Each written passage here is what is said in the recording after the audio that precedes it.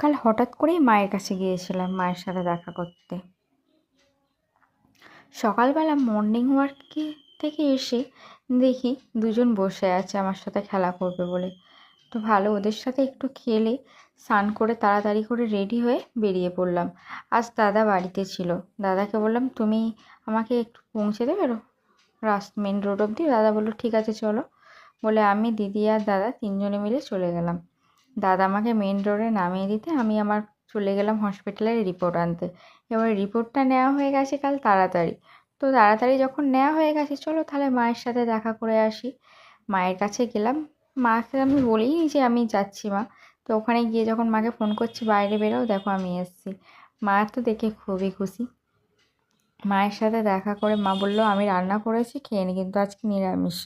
বললাম ঠিক আছে, কোনো ব্যাপার না, আমাদেরও আজকে বাড়িতে নিরামিষ হয়েছে, তুমি তুমি দাও। বলে ঠিক আছে, তাহলে আমি তোকে খাইয়ে দেবো। আমি বললাম দাও, খাইয়ে দাও। আগে যখন আমি স্কুলে যেতাম, মা তখন প্রায় দিনই আমাকে খাইয়ে দিত, এখন তো আর সেটা হয়ে ওঠে না।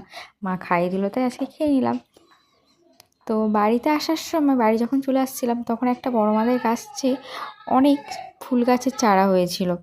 তো বড় মা বললো, ফুল গাছের চারা নিয়ে যাবি? বললাম হ্যাঁ দাও।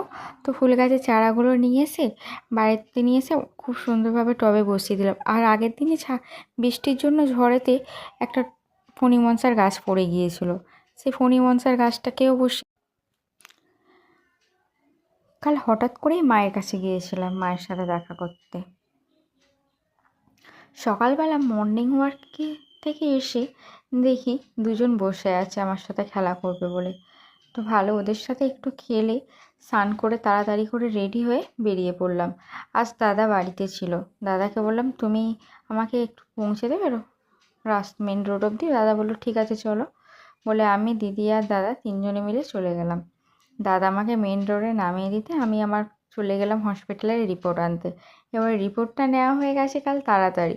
তো তাড়াতাড়ি যখন নেওয়া হয়ে গেছে, চলো তাহলে মায়ের সাথে দেখা করে আসি। মায়ের কাছে গেলাম।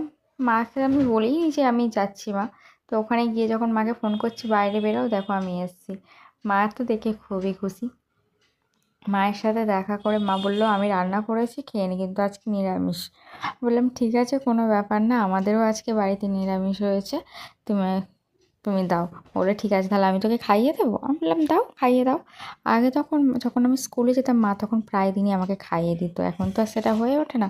মা খাইয়ে দিল তাই আজকে খেয়ে নিলাম। তো বাড়িতে আসার সময়, বাড়ি যখন চলে আসছিলাম, তখন একটা বড় মাদের গাছে অনেক ফুল গাছের চারা হয়েছিল। তো বড় মা বললো,